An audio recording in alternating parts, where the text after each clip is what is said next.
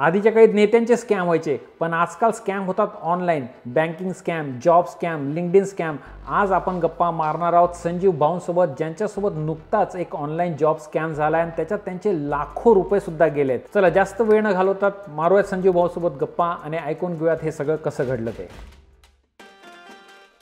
नमस्कार मित्रांनो, मी राहुल आणि इथे तुम्हाला दाखवतो अमेरिकेतील गोष्टी आपल्या मराठमोळ्या स्टाईलमध्ये. काही दिवसांपूर्वी संजीव भाऊ वाघमारे माझ्या संपर्कात आले आणि त्यांनी मला त्यांच्यासोबत घडलेली एक सत्य घटना शेअर केली आणि आज ती घटना ते तुमच्यासोबत शेअर करणार आहे, ज्याच्याद्वारे तुम्हाला online scam, online job scam पासून सावध कसं राहता येईल हे ऐकायला मिळेल. सगळ्यात पहिले मला तुमच्या धाडसीचं फार कौतुक करावंसं वाटतं. नॉर्मली अशा गोष्टी, ऑनलाईन जॉब स्कॅम वगैरे अशा गोष्टी जेव्हा कोणासोबत होतात तेव्हा लोक ह्या अशा गोष्टी शेअर करत नाहीत. ऑनलाईन तर जाऊ द्या, लोक त्यांच्या मित्रासोबतसुद्धा अशा गोष्टी शेअर करत नाही. पण तुम्ही खरंच स्वतःहून पुढे आले, तुम्ही मला कॉन्टॅक्ट केला आणि तुम्ही सांगितलं की आपल्या लोकांना, मराठी बांधवांना जर अशा गोष्टीद्वारे काही जागरूकता मिळेल आणि कोणाचा कुठे फायदा होत असेल तर का नाही. Thank you so much for being here. धन्यवाद राहुल. तुझ्या वेळेतला वेळ बिझी शेड्यूलमध्ये काढून तू माझ्यासोबत बोलला आणि घडलेल्या दुर्घटना ज्या लोक आपल्यासोबत ठेवतात, पण माझा विचार आहे की लोकांना माहीत व्हायला पाहिजे आणि त्यातून लोकांनी काही धडे शिकून कोणीतरी त्यातनं सावधान होऊन आणि लोक त्याला बळी पडणार नाही असा माझा उद्देश आहे. जे काही आता ऑनलाईन स्कॅम चालू झाले आहे, लोकांना अवेअरनेस कमी आहे त्याबद्दल. बरोबर. त्याबद्दल मला थोडीफार माहिती द्यायची होती, जे माझ्या स्वतःसोबत घडलेला प्रसंग आहे. आणि असेच माझ्यासोबत मला नंतर कळले की माझ्यासोबत जवळपास आमचे 20 ते 25 मित्र आहे, ते पण त्याच्यामध्ये त्याच प्रकारे बळी पडलेले आहे. तर संजीव भाऊच्या प्रेक्षकांना तुम्ही तुमच्याबद्दल थोडक्यात सांगा. मला जवळपास 20 वर्ष आता जवळपास एक्सपिरियन्स आहे आणि मी विदर्भातला मूळचा आहे आणि तिथे माझं विदर्भात शिक्षण झालं. नंतर काही दिवस मी पुण्यामध्ये जॉब केला आणि 2011 साली माझ्या कंपनीने मला इथे पाठवलं आणि 2011पासून मी ते आता जवळपास 13 वर्ष झाले इथे राहतो आहे. वा, भरपूर दिवस झाले अमेरिकेत. हां, आणि मी बोस्टनला पहिल्यांदा आलो, नंतर न्यूजर्सी, शिकागो, वॉशिंग्टन आणि नंतर ऑस्टिनमध्ये सेटल झालो. कारण ऑस्टिनमध्ये आणि आपल्या विदर्भाचं जे वातावरण आहे ते जवळपास सूट होतं आणि त्याच्यामुळे आपल्याला बरं वाटतं. हां, तर मला ऑस्टिन हे म्हणजे चांगलं सगळं राहण्यासाठी संजीव भाऊ, आपल्या मेन स्टोरीला हात घालूयात आपण. मला सांगा की केव्हा झालं हे तुमच्यासोबत? हे जवळपास मार्चच्या शेवटच्या आठवड्यात झालं. ओके. म्हणजे 16-17 मार्चपासून तर त्या पिरियडमध्ये झालं. त्याच्यानंतर ओके. आणि काय झालं होतं एक्झॅक्टली? मला अचानक एक दिवस फेसबुकवर एक मित्राची रिक्वेस्ट आली की संजीव सर क्या कर रहे आप? ते ऑलरेडी फ्रेंड लिस्टमध्ये ॲड होता तो. ओके. पण आमचं काही असं फेसबुकवर कधी संभाषण वगैरे झालं नाही कधी. ओके. त्याच्या पहिले फेसबुकवर त्यांनी कधीच कॉन्टॅक्ट नाही, त्याच्यावर कॉन्टॅक्ट नाही झाला. पण आम्ही पहिले नावाने ओळखत होतो आणि डिपार्टमेंटमध्ये आम्ही काम करायचं तर ते माहीत होतं, कारण की त्याला मी बरेचसे प्रोजेक्ट्स याच्या अगोदर दिले होते आणि तो मला पर्सनली नावाने ओळखायचा. तर रोहित एस म्हणून नाव त्याचं, रोहित कुमार श्रीवास्तव. त्यांनी फेसबुक रिक्वेस्ट केली. त्यांनी सहज बोललं की क्या चल रहा है क्या नहीं. आणि त्याच्यानंतर बोले आपको कुछ मैं ये पोजिशन पे या कंपनीमध्ये लागलो. तो बोलला की मी पेपॉलमध्ये एक सिनियर डायरेक्टर म्हणून लागलो आहे, तुम्हाला जॉब चेंज करायचं असेल तर सांगा, मी तुम्हाला हेल्प करू शकतो. मी म्हटलं सहज मी शोधतो आहे म्हटलं, पण तर तुम्हाला जर खरोखर इच्छा असेल तर सांगा, मी तुम्हाला रेफर करतो आणि सगळं करतो. त्याच्यानंतर त्यांनी काय झालं, तेव्हा तुम्ही खरंच जॉब शोधत होतो आणि मी त्यावेळेस सर्चमध्ये होतो, जॉब मी बघत होतो. बरोबर. हां, ॲक्टिव्हली होतो. तेवढा ॲक्टिव्हली नाही होतो, पण ॲक्टिव्हली बघत होतो. आता दुसरा बॅकअप ऑप्शन आपल्याला काहीतरी ठेवावं लागेल. बरोबर. आणि त्याच्यानंतर तो बोलला की हां माझा व्हॉट्सअप नंबर आहे. त्यांनी त्याचा व्हॉट्सअप नंबर दिला आणि या व्हॉट्सअप नंबरवर तुम्ही माझ्याशी बोलले. मग मी त्याचा व्हॉट्सअप नंबर घेतला, मी माझा व्हॉट्सअप एक्सचेंज केला. मग त्यांनी त्याचे जे सिनियर्स होते आणि माझे सिनियर्स होते हे आम्ही कॉमन नव्हते, म्हणजे आम्ही प्रत्यक्ष भेटणारे, बोलणारे आधीच्या कंपनीमध्ये. तर मी त्यांना तो सगळ्यांना म्हणजे ओळखायचा, मी पण ओळखायचं. तो प्रत्येक आमच्या जुन्या आठवणी सांगायच्या, क्या चल रहा है क्या नाही. तर त्यांनी नंतर फेसबुकमध्ये कॉल करायला सांगितले आणि त्याच्यानंतर त्यांनी सांगितलं माझ्या कंपनीमध्ये मी पेपालमध्ये द सिनियर डायरेक्टर चेन्नईमध्ये कामाला लागलो आणि मी आत्ता स्वित्झर्लंडमध्ये होतो. स्वित्झर्लंडमधनं मी आता माझे काही विजाचे इश्यू झाले आणि त्यानंतर मला परत यावं लागलं. म्हणून मी आता सध्या आणि मी ज्या कंपनीमध्ये काम करतो तो बोलला की ती कंपनीने मला आता फायर केलं आणि मी जवळपास 3 ते 4 वीकपासनं आठवड्यापासून मी पण जॉब शोधतो आहे आणि हा जॉब मला 3 आठवड्यापुरती लागला आणि मी आता ॲज ए सिनियर डायरेक्टर म्हणून हे करतो आहे, इथं काम करतो आहे. माझ्या ज्या डिपार्टमेंटमध्ये काही पोझिशन्स अवेलेबल आहे, बघ तुला कुठली पोझिशन पाहिजे तर हे त्यांनी मला सगळं A to Z व्हॉट्सअपवर लिहिलं, कुठली पोझिशन आहे काय आहे. नंतर त्यांनी माझा रेझ्युमे मागितला आणि त्याला माहीत होतं की माझ्या ज्या पहिलेच्या कंपनीमध्ये मी काम करायचं तिथे माझे ॲकोलेट्स खूप होते, कनेक्ट खूप होते, रिवॉर्ड्स खूप होते. त्यांनी सगळे मागितले मला. तो बोलले त्यांनी मला माझा रेझ्यूम मागितला. तो रेझ्यूम मागितल्यानंतर तो बोला तुमचा रेझ्यूम थोडा आउटडेटेड आहे, मी त्याला मॉडिफाय करतो, प्रेझेंटेबल करतो. कारण की मी 20 वर्ष एकाच कंपनीत काम करून आपण रेझ्युमे काही अपडेट करत नाही, गरजच नाही पडत कधी. तर त्यांनी मला रेझ्युमे अपडेट घेतला, माझे सांगितले. त्यानंतर त्यांनी काय काय काम केले आणि तो पण बोलला की मी सायबर सिक्युरिटीमध्ये काम करतो आणि त्यांनी त्याचे पूर्ण कस्टमरला प्रेझेंटेशन कसे केले आजपर्यंत, त्याचे अकोलेट्स त्यांनी सांगितले मला की काय काय केले म्हणून. ते सगळे व्हॉट्सअपवर टाकले मला. म्हणजे टेक्निकल गोष्टीसुद्धा तो डिस्कस करतो. हा, पूर्ण टेक्निकल गोष्टी त्यांनी. त्याच्यानंतर तो बोला की या क्लायंटकडे मी आता जिथे त्यांनी एक गोष्ट सांगितली की आता पेपालमध्ये काम केलं. पेपालची इंडिया आणि चेन्नई इंडियामध्ये ऑपरेशन्स आहे 2-3 ठिकाणी आणि आता त्यांचं कन्सल्टेशन चालू आहे आणि कन्सल्टेशनमध्ये त्यांचं बरंचसं सायबर सिक्युरिटीमध्ये काम आहे, जे कन्सल्टेशन होणार आहे. आणि पेपालने जे काही आतापर्यंत बिझनेस ॲक्वायर केलेले आहे त्याच्यामध्ये आम्हाला तुझ्यासारख्या लोकांची खूप गरज आहे बघ. आणि हे काही रोल्स याच्यातले ग्लोबली अवेलेबल आहे, म्हणजे तुम्ही कुठूनही बसून काम करू शकता, ऑस्टिन वगैरेवरून. तर त्यांनी म्हणजे बरंचसं काही सांगितलं. आणि ते जे जॉब रोल त्यांनी पाठवले ते ऑफिशियल पेपालच्या वेबसाईटवर ओपनिंग होत्या, त्या ऑफिशियल पेपालच्या जॉब ओपनिंग्स होत्या. तर त्यांनी माझा रेझ्युमे जसा घेतला त्यांनी आणि त्यांनी मला एक PPTमध्ये माझा रेझ्युमे अपडेट करून पाठवला. मला म्हटलं इज ओके, मी जे आजपर्यंत करत होतो ते बरोबर आहे म्हटलं. आणि मग त्यांनीच माझ्यासाठी पेपालच्या पोर्टलवर जॉब पोर्टलवर माझं रिक्वेस्ट क्रिएट केली आणि माझा प्रोफाईल पण अपडेट केला. आणि त्यानंतर मला काही ईमेल्स आल्या. त्या ईमेल्समध्ये लिहिलं आहे की तुमचा प्रोफाईल ते ज्या काही स्टेजेस राहतात जे ऑनबोर्डिंगच्या किंवा जॉब्स म्हणजे पहिले आपण रेझ्युमे घेतो, त्यानंतर रेझ्युमे घेतल्यानंतर सिलेक्ट प्री स्क्रीनिंग होतं, नंतर ऑफलाईन अप्रुव्हल होतं.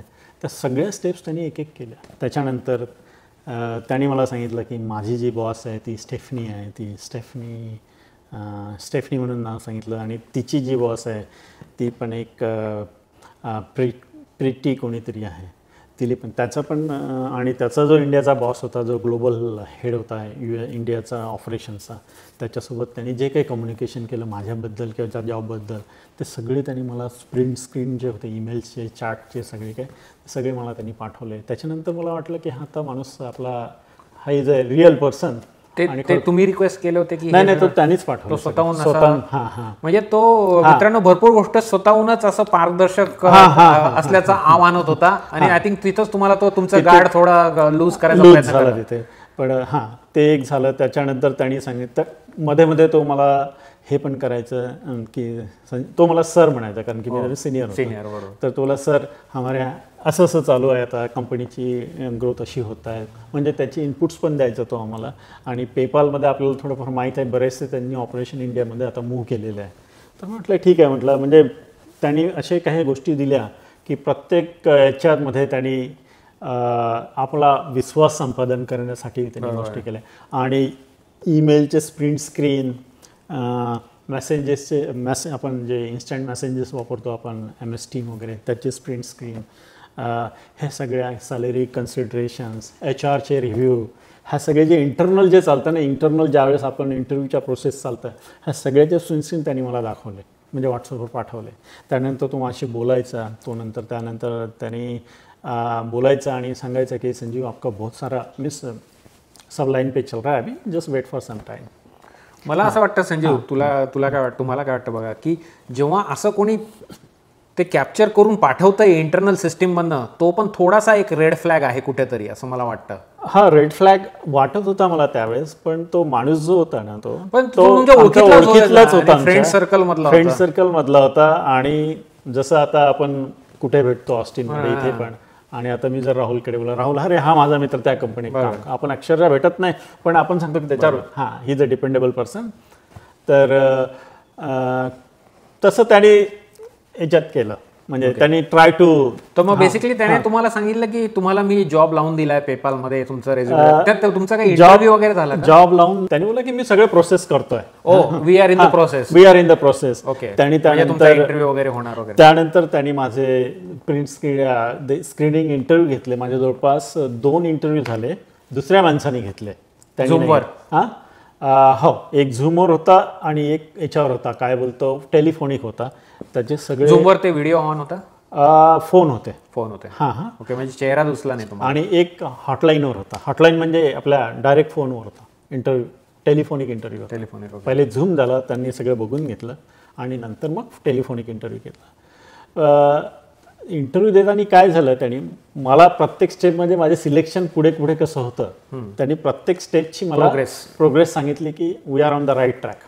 आणि हा क्लिअर झाला, हे झालं, हे क्लिअर झालं, हा पेज क्लिअर झाला. पण त्यांनी पैशाची मागणी मला फक्त म्हणजे जॉबसाठी नाही केली कधीच, त्यांनी पर्सनलसाठी केली की मी आता.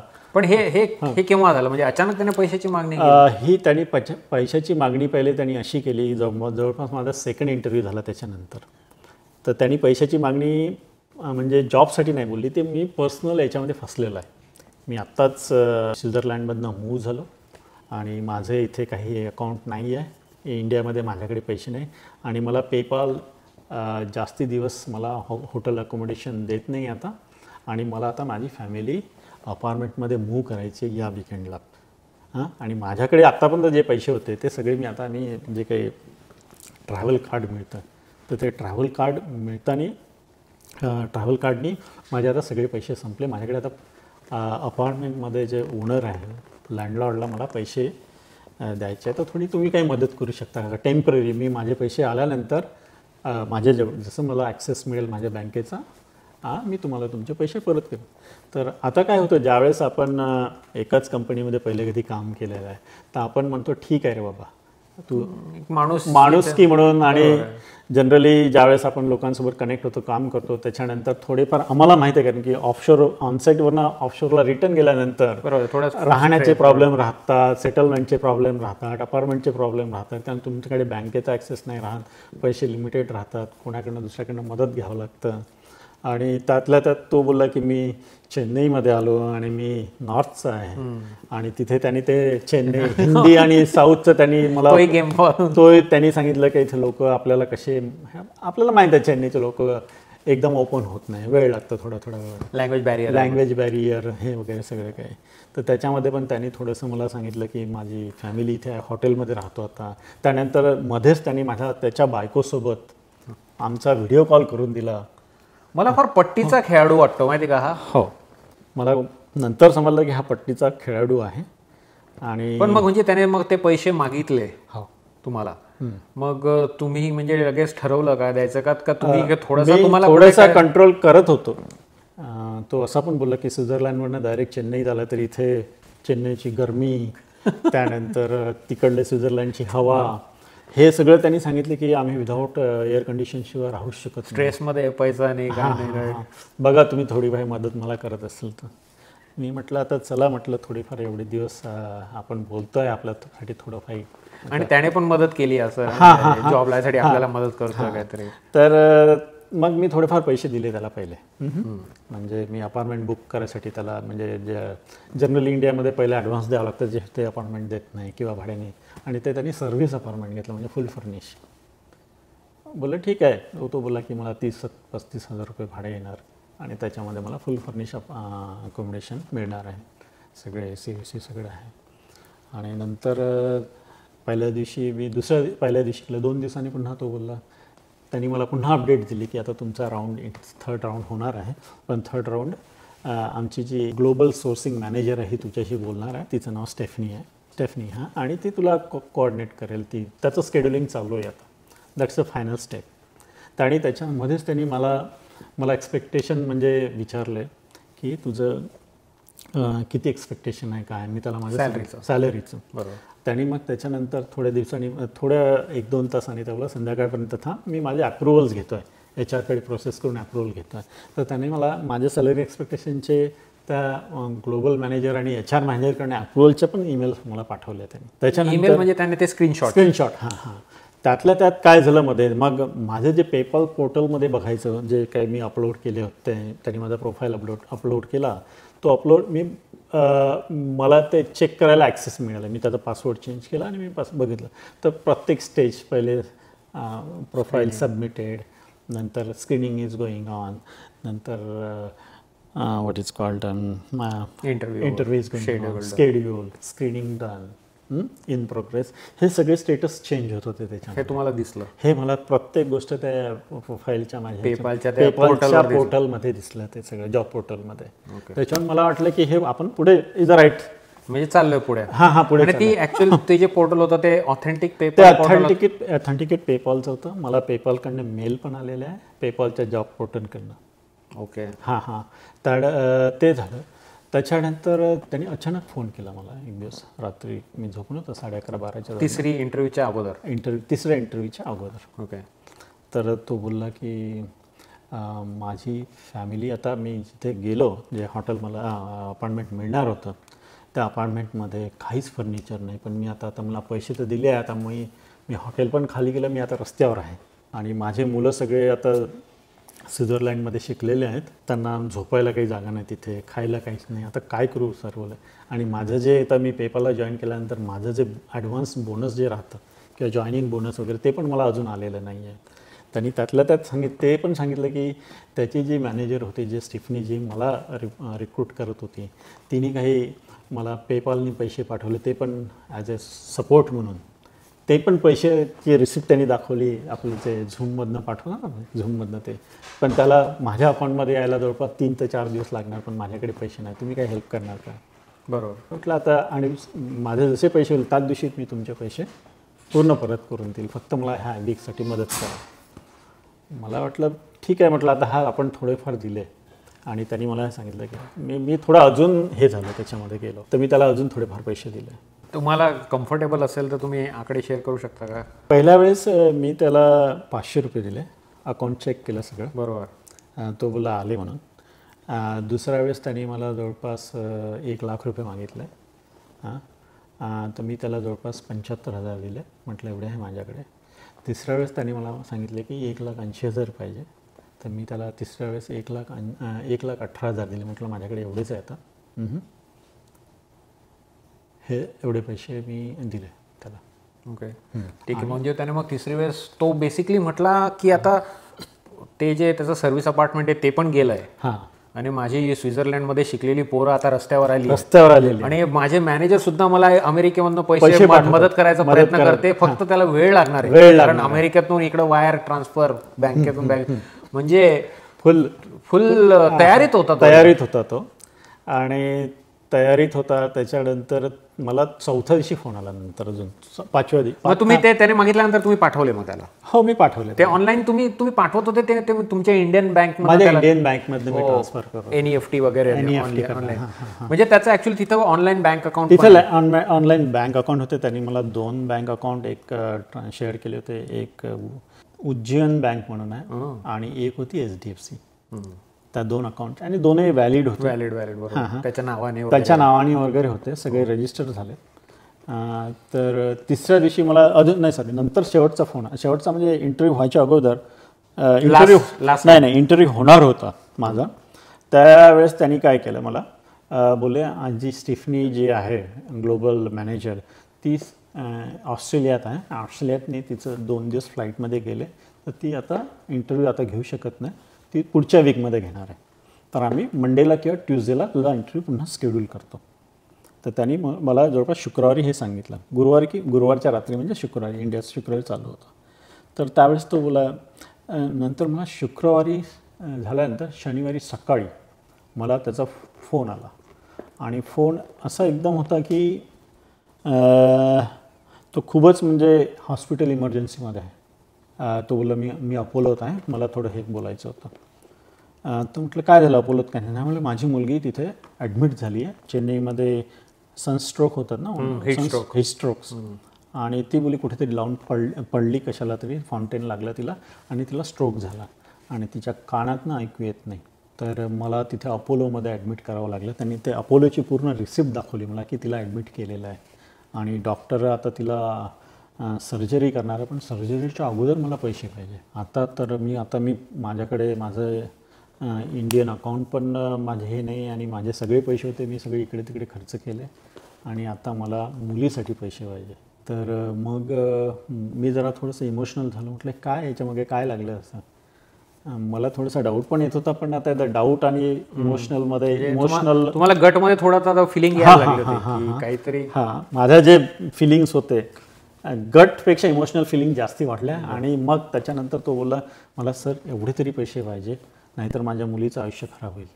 त्याने पूर्ण ते याचे रिपोर्ट्स वगैरे सगळे अपोलोचे रिपोर्ट्स, कधी ॲडमिट केली, ते डेट, सगळं काही, टायमिंग, काय सिम्पटम्स आहे, कुठलं ऑपरेशन करावं लागतं, जे आपण पेशंट हिस्ट्री आणि त्यांनी सगळं मला पाठवलं. मग सर बोले काय करतात, देता येईल का हे पैसे मला. मी त्याला विचारलं अरे आतापर्यंत मी एवढे दिले, अजून काय देऊ. त्याने म्हटलं सर मला फक्त एवढंच पैसे द्या, माझ्याकडे इथं कोणीच नाही आहे आता. आणि त्यांनी हे पण सांगितलं, त्यांनी पर्सनल स्ट्रॅटेजी सांगितली. माझे आईवडील कोविड होतं त्यावेळेस गेले, माझ्याकडे काहीच नाही इथे आता. दिल्लीचं घर होतं ते पण सगळं विकलं आणि आता आमच्याकडे जे काही पैसे आहेत ते स्वित्झर्लंडमध्ये आहे. आणि आमचं स्वित्झर्लंडचं तिथे ते PRशिप चालू आहे बोले आणि आम्हाला जवळपास 5-6 महिन्यांमध्ये PRशिप आला. त्यानंतर आम्ही इथूनच याच कंपनीतनं आम्ही स्वित्झर्लंडला पुन्हा मूव. म्हटलं ठीक आहे, कारण की आपण ज्यावेळेस विचार करतो ना कोणी आपण इथे येतो, ग्रीन कार्डचे किस्से आपल्याला माहीत आहे, त्या किस्स्यामध्ये कसे हे होतं हे सगळं माहीत आहे. तर म्हटलं ठीक आहे, म्हटलं पण तू मला पैसे कधी परत करू देणार, कधी देशील. तो बोला सर हार्डली 3 या 4 दिन, हे सगळे जमा झाल्यानंतर मी तुमचे सगळे पैसे देतो. तर त्यानंतर त्यांनी मला जवळपास 1 लाख रुपये मागितले. अजून 1 लाख रुपये. सर म्हणजे 1,80,000 आहे, पण मला 1 लाख तरी आता द्या की जेणेकरून डॉक्टर माझ्या मुलीवर ट्रीटमेंट स्टार्ट करतील. हां. तर त्यानंतर मला थोडा डाऊट आला. म्हटलं इतके पैसे नाही आहे माझ्याकडे आता, मी तुला तर 20,000 ते 25,000 देऊ शकतो, जास्तीत जास्त पाहिजे असेल तर बोल. मी त्याला नंतर 25,000 शेवटचे दिले. म्हटलं सांग काय झालं आता मला. मी ट्रान्सफर केलं आहे. तर त्यानंतर तो बोला की मला तुमचा अकाउंट नंबर द्या, माझे पैसे ज्यावेळेस जसे आले मी तसे पुन्हा ट्रान्सफर करतो तुमच्या अकाउंटमध्ये, की एवढे पैसे आले मी तुम्हाला तुमच्या अकाउंटमध्ये ट्रान्सफर करतो. मला फक्त 2 ते 3 दिवस माझे पैसे आले का सगळं होऊन जाईल. आणि मी पेपालची जी हे राहतं ना क्लेम, काय म्हणतो त्याला, एक्सपेन्सेस नाही, मेडिकल इन्शुरन्स पॉलिसी, तर ते बोलली मला अजून माझी ती ॲक्टिवेट व्हायची आहे, कारण की माझ्याकडे अकाउंट नाही आहे इथे आता म्हणून इंडियामध्ये. ते मी पैसे दिले आणि मी काय विचारलं, मी काय म्हटलं त्याच्या मुली तब्येत कशी एवढंच विचारलं मी त्याला. तर त्यानंतर जो इथे मला इंटरव्ह्यू जो माझा शेड्यूल करणार होता, जो इथला लोकल होता, तो OIHचा काहीतरी नंबर, त्याचं नाव मिखाईल काहीतरी नाव होतं. त्यांनी मला मॅसेज पाठवला की I would like to talk to you, can you call me back. तर त्यांनी मला त्याच्यावर मॅसेज पाठवला. मी त्याला कॉल बॅक केला. त्यांनी मला सांगितलं की तुझा जो इंटरव्ह्यू आहे तो पुढच्या वीकमध्ये पोस्टपोन झाला, कारण की बाकीची टीम अवेलेबल नाही आहे. माझं जे कम्युनिकेशन झालं हे सगळं व्हॉट्सअपवर झालं, त्याच्यानंतर फक्त एकच फेसबुकवर झालं. आणि मला जे नोटिफिकेशन यायचे ईमेलवर ते पेपालच्या वेबसाईटवरनं यायचे, ऑफिशियल वेबसाईटवरनं. आणि मी म्हटलं ठीक आहे. त्यांनी मला सांगितलं की तुझं नेक्स्ट वीकमध्ये आम्ही इंटरव्ह्यू शेड्यूल केला, तुझा सुटेबल टाईम सांग, तेव्हा बोलू तुझ्याशी. तर म्हटलं ठीक आहे. मी त्याला टाईम दिला की मला म्हटलं सोमवारी या वेळेस, नाहीतर 2-3 स्लॉट त्यांनी मागितले, 2-3 स्लॉट दिले. त्यांनी मला सांगितलं की या टाईममध्ये तू अवेलेबल राहा, आपण फोन कॉल होईल. आणि एक त्याची जे स्टेफनी म्हणून मॅनेजर आहे ती पण USला येतं, सोमवारी वगैरे ती पोहोचेल, सोमवारी किंवा मंगळवारी आपण हा कॉल शेड्यूल केलेला आहे, तू अवेलेबल राहा. ठीक आहे म्हटलं. झालं सगळं, पण तो कॉल झालाच नाही. त्याच्यानंतर मला पेपालच्या याच्यातनं आलं की we are not considering for you. त्याचे फोन बंद झाले ना, म्हणजे नेक्स्ट वीकमध्ये पैसे गेले. मग तिथे तुम्हाला डाऊट आला? मग मला डाऊट आला. मग मी आता आमचा जो फेसबुक ग्रुप होता त्या फेसबुक ग्रुपवर मी लोकांना कनेक्ट केलं, जे म्हणजे आमच्या एक्स कलिगचे Common फ्रेंड होते. त्यांना मी विचारलं तुम्हाला हा मनुष्य कधी कनेक्ट झाला आहे का, काय काय त्यांनी. तर आमच्या ग्रुपमध्ये जवळपास म्हणजे जे काही आमचे सगळे एक्स कलिग आहेत त्यातल्या जवळपास त्यांनी माझ्या ह्याच्यातले जवळपास 15 ते 20 लोकांना फसवलं आहे आणि काही काही लोकांना 10-10 लाखांनी फसवलं आहे. अरे बापरे. हां. तर त्याच्यानंतर माझा एक जवळचा मित्र तर त्याला पण फसवलं, पण त्यांनी मला कधी सांगितलं नाही. इथला अमेरिकेतला? अमेरिकेला जवळपास 5 लोक आहेत आम्ही आणि सगळे आम्ही एकत्र काम करणारे, एकाच ग्रुपमध्ये काम करणारे, पण दुसऱ्या सिटीमध्ये आहे. एकच माणूस एवढ्या मोठ्या ग्रुपमधल्या एवढ्या लोकांना फसवतोय, मला म्हणजे तो फार असा तो एकदम तराईत आहे, आतल्या गाठीचा एकदम म्हणजे ॲक्च्युली काय होतं, आम्ही ज्या कंपनीत काम केले तिच्यामध्ये आम्हाला सगळी प्रोसेस माहीत होती की आतमध्ये कसं चालते म्हणून रिक्रुटमेंटची प्रोसेस, आणि हे त्याला सगळं माहिती होतं. हे त्याला सगळं माहिती होतं.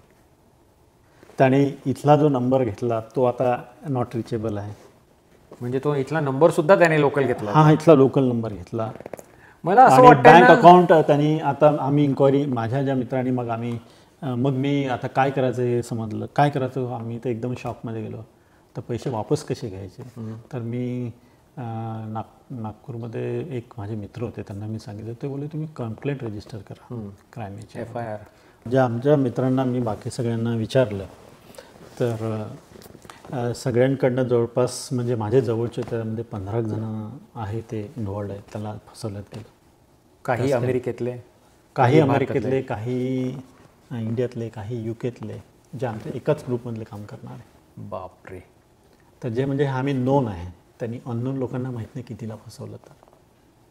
तर त्यानंतर आम्ही जो सायबर क्राईममध्ये, इंडियाच्या सायबर क्राईममध्ये त्याचे सगळे फोटो टाकले, फोटो आणि त्याचा अकाउंट नंबर, आम्हाला पासपोर्ट नंबर, त्याचा पासपोर्ट पण मिळाला.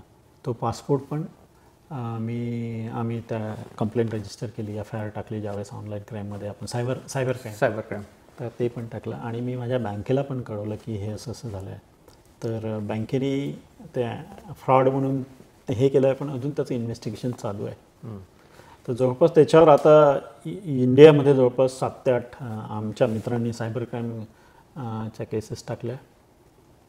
आम्हाला जेवढे काही त्याचे जवळपास 7 ते 8 बँक अकाउंट होते, ते 7 ते 8 बँक अकाउंट आम्ही सगळ्या क्राईम रिपोर्टमध्ये टाकले, FIRमध्ये. आणि मी स्वतः पुण्यामध्ये जाऊन, माझ्या बायकोने जाऊन माझ्यातर्फे पुण्याच्या सायबर क्राईममध्ये केस रजिस्टर केलेली आहे. ओके. पण त्यातनं मला वाटलं की हे माझ्यासोबत झालं, पण मी ज्यावेळेस लोकांना विचारलं, भरपूर लोकांसोबत झालं होतं ते. बरोबर. त्यातला एखादी जरी असा ओपन येऊन बोलला असताना हे सगळे विक्टीम नसते झाले, सगळे त्या स्कॅममध्ये नसते भरडले गेले किंवा अवेअरनेस वाढला असता. म्हणून माझं एकच विचार होतं तुझ्यासोबत यायचं की आपण लोक इमोशनल जास्ती आहे. बरोबर. इमोशनल किंवा जे एक कलिग किंवा आपण जे कधी भेटतो कधी नाही भेटत, आणि आजकाल व्हॉट्सअपमुळे सगळंच झालेलं आहे. म्हणून जास्ती त्याच्यावर विश्वास न करता शहाणीचा करावं, कारण की माझ्यासारखा माणूस फसतो तो कोणी फसतो. खरी गोष्ट आहे. आणि तुम्ही एक नाही ना, तुम्ही म्हणताय असे कित्येक लोक तुमच्या सर्कलमधले. आपल्याला हे तर नोन केसेस आहेत, अननोन किती असेल त्या माणसाने काय कुठे कुठे कोणाला फसवले काय माहिती. तर मला एक गोष्ट इंटरेस्टिंग वाटते की त्याने पेपालचं नाव चांगलं, म्हणजे ऑफकोर्स पेपाल सगळीकडे यूज केलं, पेपालचा ईमेल ॲड्रेस, पेपालचं वेब पोर्टल, तर पेपालचं नाव कुठेतरी खराब होतं आहे ऑब्व्हियसली ह्या प्रकरणामधून. तर पेपालला तुम्ही जाऊन काही सांगितलं का ह्या प्रकरणाबद्दल? पेपालचे जेवढे एक्झिक्युटिव्ह होते, जसे सायबर क्राईमचा म्हणजे CISO जे राहतं, जो आता मागच्या 2 महिन्या अगोदर नवीन रिक्रूट झाला, त्याला आम्ही लिंक्डइनवर पोस्टवर टाकलं. त्याच्या स्टेसी म्हणून आहे, तिच्या लिंक्डइनवर आम्ही नवीन रिक्वेस्ट केल्या आणि तिला सांगितलं की असं झालं आहे, are you involve in to that. त्यानंतर आर्ची म्हणून आहे, जी CTO आहे पेपॉलची, जी HP तिथे जॉईन झाली आहे, आय थिंक रिसेंटली की काही वर्ष अगोदर जॉईन झाली. तिला पण लिहिलं आम्ही की हे काय आहे, आम्हाला असं फसवण्यात गेलं. तर with proof of email attachment, communication सगळं, पण त्यावेळेस पेपालकडनं कुठलाच रिस्पॉन्स नाही आला आजपर्यंत. मला वाटते पेपालनी जर थोडंसं याच्यामध्ये लक्ष दिलं तर पेपालच्या नावाने जे काही आजकाल स्कॅम चालू आहे राईट. तर त्यांनी त्याचं रेप्युटेशन जे लोकांना फसवलं जातं त्याच्या नावाने, तर हे कुठेतरी थांबणार. या परंतु पेपालनी तर हे करायला पाहिजे. आणि त्यानंतर आम्ही ज्या काही कंप्लेंट रजिस्टर केल्या FIR सायबर क्राईमसोबत, त्याच्यावर काम व्हायला पाहिजे. कारण की तो मनुष्य सध्या इंडियातच आहे, परंतु आता बघू काय होतं तर. राईट. आपल्याला माहित नाही की तो ॲक्टिव्ह आहे हां हां, आम्हाला माहीत नाही होतं. Right. पण आम्हाला जे घडलं आम्ही ते रिपोर्ट केलं आहे. आता त्याच्यावरनं ऑथॉरिटीज ज्या आहे, जसे सायबर क्राईम झाले किंवा इथलं सायबर क्राईम आहे किंवा पेपाल आहे किंवा बँक्स आहेत. किंवा बँक्स आहे. राईट. तुम्ही एस्केलेट केलंय सगळं. हां हां, तर आमच्या आणि जेवढं काही होतं आहे, जेवढं लोकांना अवेअरनेस करतायत तेवढं तुला माहितीच आहे. मी आपल्या ग्रुपमध्ये पण टाकितलं.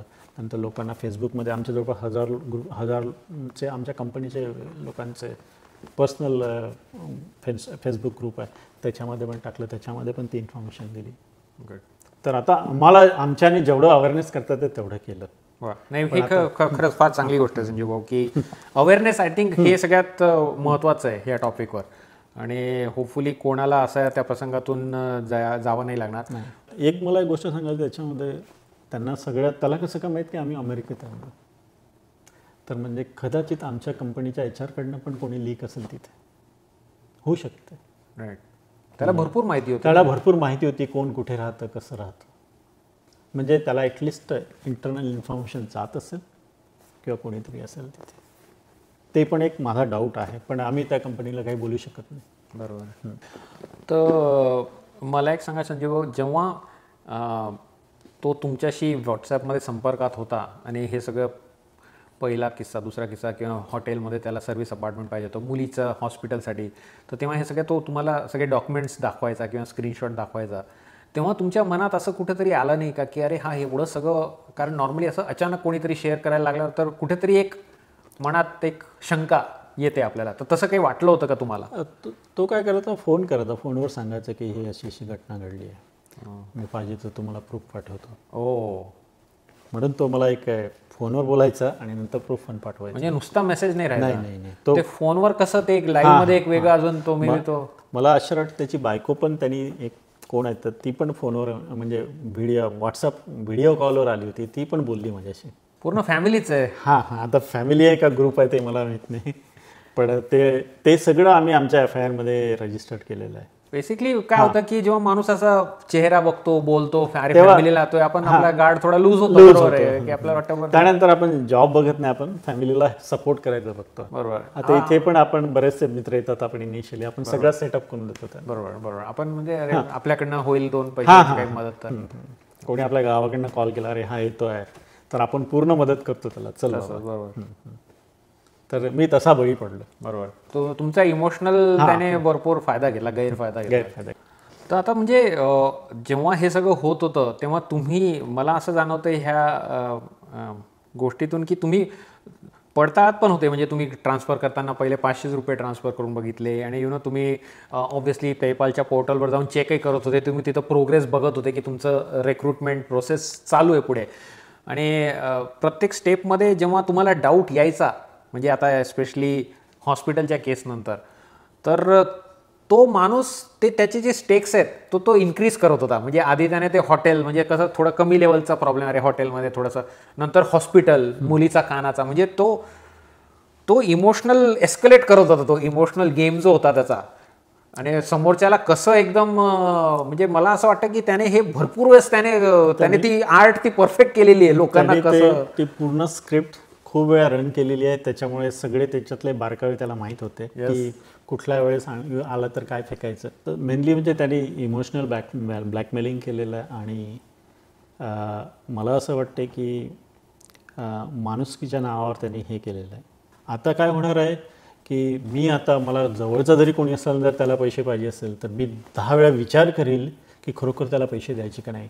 म्हणजे जो खरोखरच ज्याला गरज आहे त्याला लोक आता मदत करायला थोडेसे रेस्ट्रिक्ट करणार किंवा 10 वेळा विचार करणार, खरोखर करणार की नाही करणार. बरोबर. म्हणून मला वाटतं की हा जो स्कॅम आहे, हा स्पेशली माणुसकीवर स्कॅम आहे. माणुसकी माहीत नाही आता किती राहिली आहे आता जिवंत. वाईट गोष्ट मित्रांनो, पण अशा ह्या ऑनलाईन जगात असे हे स्कॅम आजकाल भरपूर होत आहेत. तुम्ही पेपरमध्ये वाचतात, बातम्यांमध्ये बघतात आणि आज चक्क मला एक ॲक्च्युअल लाईव्ह एक्झाम्पल बघायला मिळालं आहे. मला तर असं वाटते की जे काही जगाचं नवीन टेक्नॉलॉजीज येऊन राहिले आता AI आणि ML याच्यामध्ये, तर मला वाटते माणसालाच हरपून जाईल. काय होणार काही भरोसा नाही. खरोखरच मी उद्या राहुलशी बोलतो आहे की खराच राहुल आहे, खरी गोष्ट की हे मला समजणं मुश्किल राहणार आहे. म्हणून आपण बोलतो की सगळं AI करणार, पण माणूस कुठे जाईल माहीत नाही. तर संजीव भाऊ, तुम्हाला आपले जे व्ह्युअर्स आहेत त्यांच्यासाठी काही सजेशन आहे का अशा स्कॅमपासून सावध राहण्यासाठी? हां, मला 3-4 पॉईंट आहे त्याच्यावर. जनरली असे ज्यावेळेस सिच्युएशन येते त्या पॉईंट लक्षच द्यायला पाहिजे आणि ते पॉईंट वापरायचे. अशी सिच्युएशन आली तर पहिले फॅमिली आणि जवळचे मित्र, ॲटलिस्ट 4-5 मित्र यांच्यासोबत शेअर करा, त्यांचे विचार समजून घ्या. दुसरं इमोशनल जे आहे ना, याच्यावर इमोशनल स्कोअर जो म्हणतो आपण, त्याला तो वाढवा, त्याला बळी पडू नका, दुसऱ्यावर आपल्याला हावी होऊ देऊ नका. कारण की मी ज्या स्कॅममध्ये मी दरवडला गेलो त्या इमोशनलमुळेच, तर तो आपला कोट वाढवा. तिसरा, ज्यावेळेस जॉब आणि इमोशनल मिक्स होतं आणि त्यामध्ये कोणी जर पैशाचं डिमांड करते किंवा दुसऱ्या कारणासाठी काही, तर त्यावेळेस तिथे एक अलर्ट आहे. फार महत्त्वाचे पॉईंट्स आहे मित्रांनो. संजीव भाऊनी सांगितल्याप्रमाणे सगळ्यात महत्त्वाचं मला वाटतं की नक्कीच आपल्या फॅमिली आणि जवळपासच्या मित्रांसोबत अशा काही घटना जर होत असतील तुमच्यासोबत, तर त्या शेअर करायला पाहिजे. आजकालच्या ह्या कनेक्टेड जगात पूर्ण जगाचं नॉलेज, पूर्ण जगाचं ज्ञान आपल्या हाताच्या अंगठ्याशी असतं. एक साधा व्हॉट्सॲप मेसेज पाठवणारा खरंच तोच व्यक्ती आहे का दुसरं कोणी व्यक्ती आहे हे आपण आजही सांगू शकत नाही. त्याच्यामुळे आपण नेहमीच सतर्क राहायला पाहिजे. संजीव भाऊ, खरं थँक्यू सो मच तुमच्या धाडसाबद्दल, आणि तुम्ही ही स्टोरी एवढ्या डिटेलमध्ये आमच्या सगळ्या व्ह्युअर्सबद्दल शेअर केली त्याच्याबद्दल तुमचे खूप खूप आभार. मित्रांनो, माझी एकच कळकळीची विनंती आहे, तुम्ही हा व्हिडिओ जेवढा जास्त शेअर करता येईल तेवढा शेअर करा. आपल्या ह्या सगळ्यांच्या प्रयत्नातून, संजीव भाऊच्या, माझ्या आणि तुमच्या प्रयत्नातून आपण एका जरी माणसाला ह्या स्कॅममधनं वाचू शकलो तर आपले सगळे हे प्रयत्न सफल झाले असे मी मानतो.